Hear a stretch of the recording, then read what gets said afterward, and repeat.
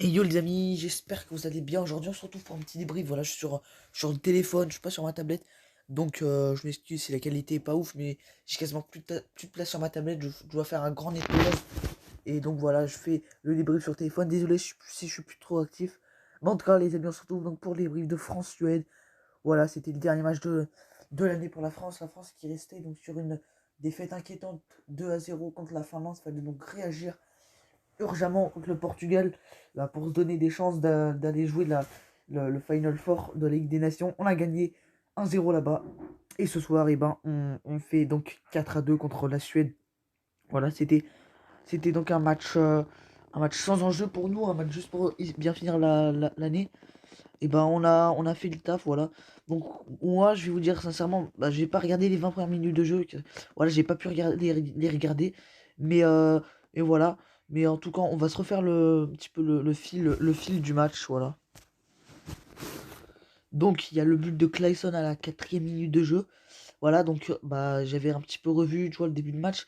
Et en fait, bah la France, bah il y avait un très bon pressing de la Suède. Franchement, il y avait un très bon pressing de la Suède qui mettait beaucoup en difficulté la France, voilà.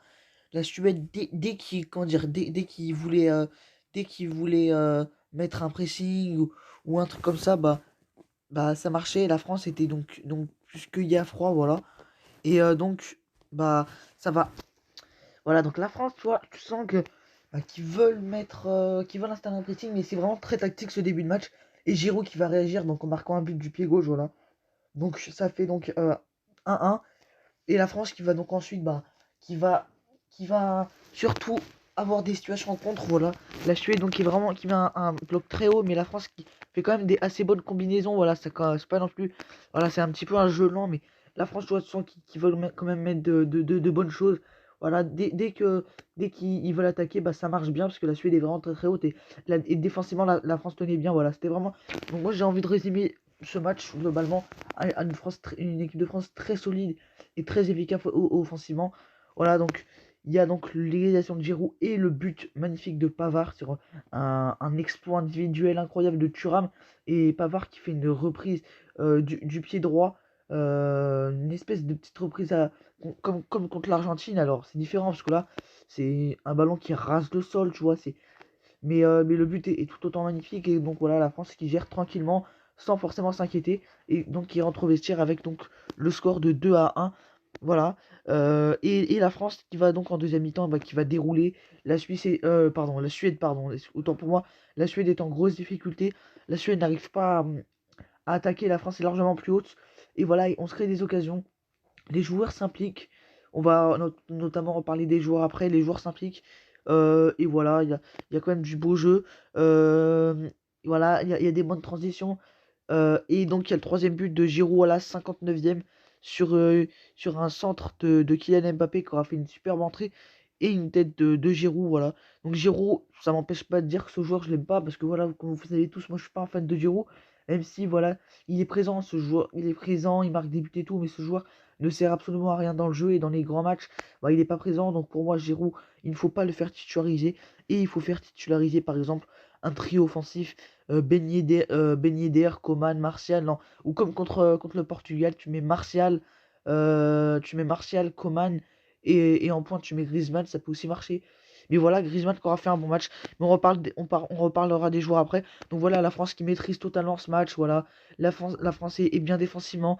Offensivement, ça va proposer des choses. Voilà, niveau pressing, on est présent. On réussit à enchaîner des passes. On est vraiment tranquille. Et il y a le but de Kayson sur, euh, sur une belle action collective suédoise. Voilà, la Suède qui aurait essayé de réagir, c'était serein sans plus.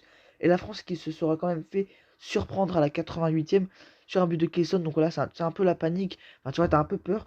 Et finalement, ça va être un espèce de but à la con, quoi. Le gardien qui va monter, le ballon qui va être récupéré par la France et Coman qui n'aura juste à conclure dans les buts vides, voilà. Donc franchement, très très belle victoire de l'équipe de France. Rien à redire, voilà. On était présent, tu vois, on a fait le match qu'il fallait faire. Voilà, franchement, ça fait plaisir à avoir joué.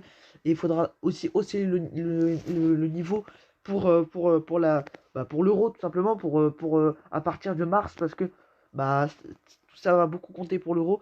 Mais franchement, il y a vraiment, vraiment, vraiment moyen qu'on fasse quelque chose dans cette poule et qu'on fasse tout simplement quelque chose à l'Euro, parce que quand tu vois Le Portugal, bah tu vois qu'on peut les battre, qu'on peut les battre comme on avait joué samedi. Tu peux dire qu'il y a quoi faire si on hausse notre niveau. Bah, l'Allemagne, ils se sont pris une raclée 6-0 contre la très petite Espagne, hein. En plus, ils avaient mis l'équipe B. L'Espagne qui est vraiment une équipe qui ne fait pas du tout peur, plus du tout peur maintenant. Voilà, c'est vraiment une équipe vraiment très très faible, sans vouloir être méchant. Mais voilà. Et t'as la Hongrie. Alors la Hongrie, même s'ils vont jouer chez eux et que c'est une assez bonne équipe, on est largement au-dessus d'eux. Donc il y a vraiment moyen, mais il faudra vraiment qu'on soit soudés, qu'on fasse le même match qu'on a fait, au niveau de l'intensité, de l'agressivité. Voilà, on fait des bonnes passes. Toutes les joueurs sont impliqués. Défensivement, voilà, on relance bien les ballons. Ensuite, on attaque et on va proposer des choses. Faut être bien coordonné. Voilà. Donc on va reparler des joueurs français. Donc Hugo Lloris, voilà. Bon bah il a fait le match qu'il avait à faire. Voilà. Ensuite, Lucas Hernandez, très bon match franchement. Voilà, il aurait été impliqué en première mi-temps. Il faisait des très très bonnes percées sur le couloir gauche là. Voilà. Et ensuite donc Presnel Kimpembe, bah aussi très très bon match. Voilà. Kimpembe toujours aussi exceptionnel. Raphaël Varane, rien à redire, voilà, c'est pas, voilà, c'est quand même un assez bon match. Benjamin Pavard, très très bon match. Il aura marqué le but, il a fait des bonnes choses, voilà, il a fait le match qu'il devait faire. Moussa Sissoko, bon bah lui, je vois pas ce qu'il a fait en attaque droite, même je vois pas ce qu'il a fait en équipe de France. Mais voilà, mais en tout cas la défense c'était vraiment très très bon. Sissoko c'était vraiment pas terrible. Paul Pogba vraiment très très bon, il a fait des relances incroyables. Euh, on retrouve vraiment le grand Pogba. Adrien Rabiot aussi très très bon. Voilà, il est sur sa bonne lancée après le Portugal. Marcus Thuram aussi, il aura fait un bon match. Voilà, très bonne première mi-temps. On, on l'a pas trop vu, mais dès qu'on le voyait, bah, il faisait des super choses. Griezmann aussi, tu sens qu'il voulait proposer dans le jeu. Et Giroud, le phare. Alors oui, c'est lui qui marque le doublé, mais bon, voilà, c'est pas incroyable, franchement.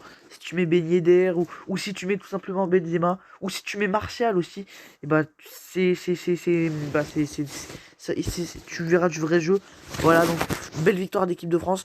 Et pour très bien finir cette année 2020, en tout cas, voilà, les amis, c'était le foot en débrief.